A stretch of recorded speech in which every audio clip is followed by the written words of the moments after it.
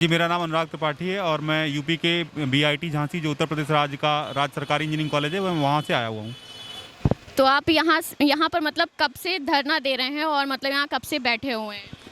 देखिए, धरने की जो बात है, ये हमने पिछले 4 दिन पहले से अपने धरने को प्रारंभ किया है। इससे पहले धरना देने की आवश्यकता इसलिए नहीं पड़ी क्योंकि हमारी माननीय प्राविधिक शिक्षा मंत्री जी से 7 दौर की वार्ता हुई है और 7 बार वो हमसे मिले हैं और उसमें लगातार वो इस बात को रेखांकित करते रहे हैं कि आपका काम कराया जा रहा है और विभाग में मैंने इसके लिए निर्देश जारी कर दिए हैं। बावजूद उसके जब अंतिम मीटिंग हुई तो उन्होंने बताया कि विभाग में उन्होंने हमसे मिलने से ही मना कर दिया। 7 बार उन्होंने हमसे मुलाकात की फ़ोन पर। उनके सचिव ने, निजी सचिव ने विभाग को फ़ोन लगाया, विभाग से बताया जाता रहा कि आपका काम हो रहा है।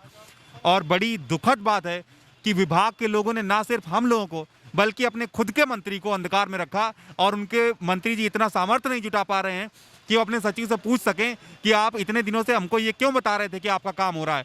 अगर आप काम नहीं कर पा रहे थे किसी कारणवश तो वो कारण स्पष्ट करते। उन्होंने कुछ भी ऐसा नहीं बताया। तो ये जो शेमफुल बात है, ऐसा लगता है कि मानो जो ब्यूरोक्रेट्स हैं वो सरकार चला रहे हैं और जो डेमोक्रेट्स हैं वो ब्यूरोक्रेट्स बन के बैठे हुए हैं, उनकी कोई हैसियत नहीं बची हुई है। इस किस्म की जब स्थिति हो गई है तो मजबूरी में हमें यहाँ पर आकर के बैठना पड़ा है और ये बहुत ही दुखद बात है।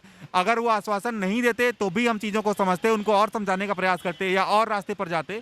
तो इसीलिए चूंकि उन्होंने आश्वासन दिया था, हम धरने पर नहीं बैठे थे और जब तक वो हमारे विषय को पुनर्निरीक्षण करके उस पर हमें कोई ठोस जवाब दे करके हमारे विषय का निस्तारण नहीं करते हैं, तब तक हम यहीं बैठेंगे। तो आपका मेन मकसद क्या है, मतलब आपका धरने का उद्देश्य क्या है? हमारे धरने का उद्देश्य यही है कि जो टेक्निकल एजुकेशन की क्वालिटी में अचानक परिवर्तन आया है हमारे आने नहीं रहने की वजह से, जिसके लिए राज्य सरकार को केंद्र सरकार ने बोला भी था और लेटर्स भी साइन हुए, एमओयू भी हुआ है। उसी के तहत हमको सिस्टम में तब तक रखा जाए जब तक आप रेगुलर नियुक्तियां नहीं करते हैं। हमारा जो सस्टेनेबिलिटी प्लान जिसके बारे में आपने बात की थी वो बनाया जाए, उसके बगैर हम लोग यहाँ से नहीं जाने वाले हैं। ठीक है, ओके। हमें सेवा विस्तार चाहिए, यही हमारी एकमात्र मांग है।